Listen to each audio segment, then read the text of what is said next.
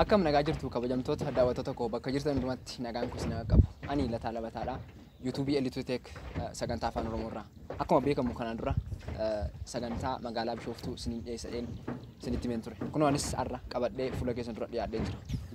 Akkuma argitan kana guyyaa irraa kana kan argamu hora Harsadii magaalaa Bishooftuu keessaati. Hara torban keessaa beekamaa tokko keessadha. Guyyaa irraa kana immoo qophii babbareedaa magaalaa Bishooftuu isiniif qopheeffadheera. Isa hordofnee walitti haa deebinu.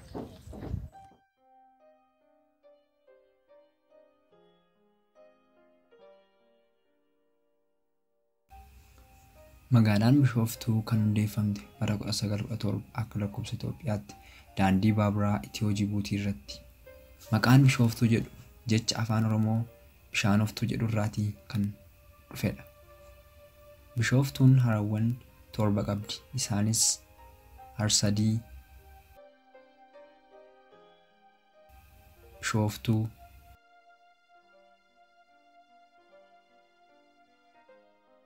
Baabbugaayyaa, Kiilolee, Haroo Magariisa, Kurruuftuu fi Calalaqaadha. Harawwan kana irrattis bakka bashannanaa sadarkaa isaanii eeggatan intarnaashinaaliin ni argamu. Kana malees magaalaan Bishooftuu bakka daawwannaaf namatti toltudha. Magaalaan Bishooftuu bakkeewwan bashannanaa kan sharafa alaallee hedduminaan biyyaaf maddisiiftu ni qabdi. Dabalataanis magaalaan Bishooftuu bakka walgeewwan gurguddoo konfiraansota garaagaraa keessatti geggeessuuf baay'ee jaallatamtuu taatedha. Bishooftuun bakka boqonnaa keessummootaaf mijataa ni qabdi. Harawwan magaalaa Bishooftuu keessatti argaman tullootaan marfamanii waan jiraniif argama yookaan viiwuu bareedaa magaalittiif kennaniiru. Teessumni lafa isheellee jireenyaaf baay'ee mijataadha. Kana malees daawwattoonni baay'eenis daawwannaadhaaf magaalaa Bishooftuu filatu. Kunis guddina biyyaaf gahee guddaa taphateera. Haalli qilleensa magaalaa Bishooftuu badda daree ta'uun isaa jireenyaaf baay'ee mijattuu ishee taasiseera. Bulchiinsi magaalaa Bishooftuus eegumsaa fi kunuunsa walitti fufaa qabeenya uumamaa kanaaf taasiseen haala gaarii irra jiraachuu isaaniif sababa ta'eera. Dabalataanis indastiriin aara malees turizimii kan magaalaan Bishooftuu qabdu kun beekamtii biyyaa irratti illee qooda olaanaa taphateera. Bulchiinsi magaalaa Bishooftuus bara 2025 akka lakkoofsa Awurooppaatti akka Afrikaa baatti isa dursaa gochuuf karoora baafatee hojjechaa jira. Bishooftuun indastirii guddoo baay'ee qabdi. Isaan keessaa Bishooftuu Atoomotiif indastiriin isa beekamaadha.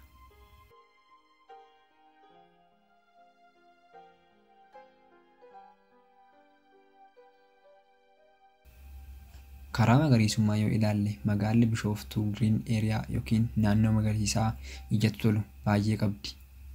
Baay'een isaanis kan argaman handaara yookaan qarqara daandii irratti.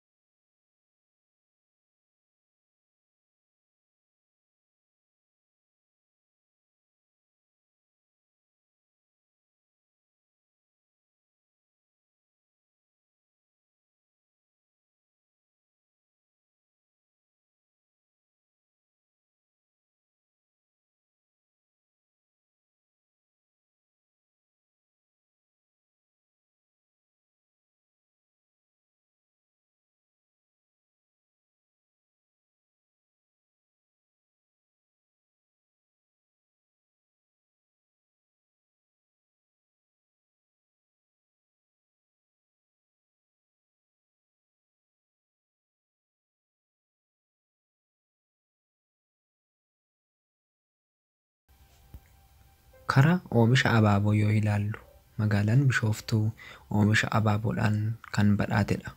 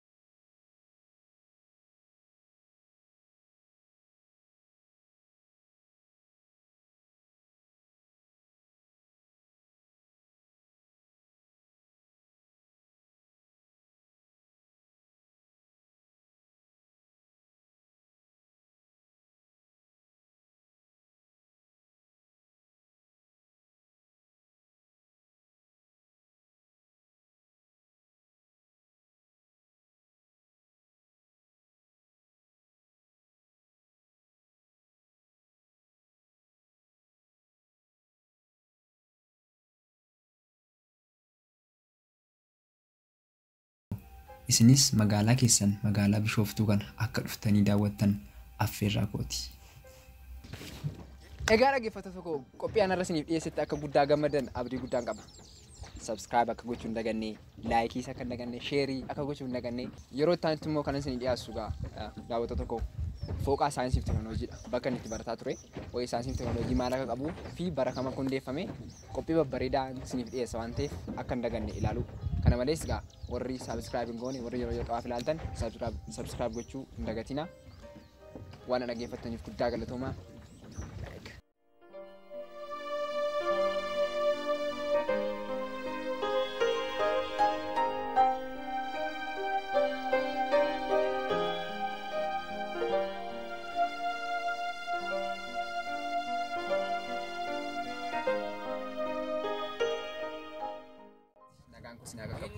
Ara callisa banna sagalee ni qala.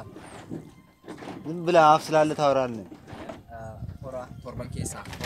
Dhiis booda waraabna. Booda waraabna inni rakkina qabu. View sama naani ani gidduu. Didi sana dagatera. Behind the scene jedhiti kana geeshi bannaati. Viidiyochi gaafa dhumu cinaatti behind the scene jedhiti.